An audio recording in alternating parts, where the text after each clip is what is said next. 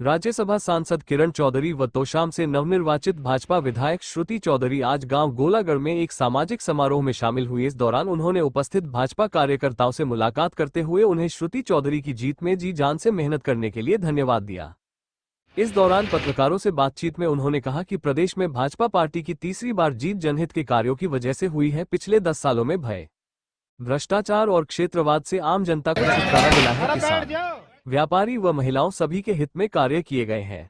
दूसरी तरफ बापू बेटा की भ्रष्ट पार्टी के पास भय, भ्रष्टाचार और क्षेत्रवाद के अलावा कुछ नहीं था। प्रदेश की जनता ने कांग्रेस को सिरे से नकार दिया है। भूपेंद्र हुड्डा व उनके बेटे की राजनीति खत्म हो चुकी है। कांग्रेस का मंथन केवल दिखावा है, अब उसमें कुछ नहीं बचा है। उन्होंने श्रुति को मंत्री बनाए जाने के प्रश्न पर बोलते हुए कहा कि भाजपा ने उन्हें बहुत कुछ दिया है। राज्यसभा सांसद बनाया गया तथा श्रुति को तोशाम से विधानसभा की टिकट दी। अब हमारा कार्य जनता के लिए लोकहित के कार्य करने हैं, तोशाम के विकास को आगे बढ़ाना है।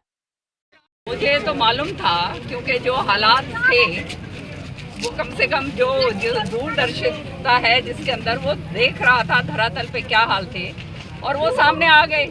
कोई ये विश्वास ही नहीं कर रहा था। मैं तो शुरू से कह रही थी कि ये बापू और बेटा ये लेकर बैठेंगे कांग्रेस को, और वही हुआ। और क्योंकि एक तरफ जो था विकास था, एक तरफ किसानों के लिए जो है इतना ज़बरदस्त काम किया था, एक तरफ जो है महिलाओं हमारे भाजपा के नेतृत्व ने काम करा, सारे के सारे जो शीर्ष जो है अंतिम छोर तक का जो व्यक्ति है उसके लिए काम करा। और दूसरी तरफ क्या था? क्षेत्रवाद, दूसरी तरफ था भ्रष्टाचार, दूसरी तरफ था भाई भतीजावाद, और दूसरी तरफ था झूठ और लूट और खसोट, सारा कुछ। तो जनता समझदार है, जनता को समझ आ गई, और जिनको नहीं समझ में आई वो अब आ जाएगी। बड़ा मंथन का दौर चल रहा है। काफ़ी जो औपचारिकताएं आमतौर पे जो कांग्रेस की तरफ से होती हैं वो सभी जारी है। क्या कहेंगे इसके ऊपर? देखो, अंगूर खट्टे हैं, सच्चाई ये है। अब इनको कुछ और तो मिला नहीं, तो अब ठीकरा किसके ऊपर फोड़ना तो चाहिए बाबू बेटा पे। सच्चाई तो ये है। इनको अगर एक पासे कर देंगे तो शायद फिर कुछ इनका बन जाए, नहीं तो अब जो है ये खत्म है। आने वाले समय के लिए सच्चाई है, ये खत्म हो चुके हैं। और अब ईवीएम कह लो या कुछ कह लो, जब अपने लिए होता है तब तो ईवीएम के कोई फर्क नहीं पड़ता। किलोई में अब इतने सारे वोटों से ये जो जीता है तो वो भी ईवीएम ही था ना भाई, तो वहाँ पे क्यों नहीं ईवीएम ठीक खराब हुआ? सारी जगह ईवीएम की बात कर रहे हैं, तो ये तो सारा का सारा बेकार की बात है। जैसे मैंने कहा, अंगूर खट्टे होने वाली बात है।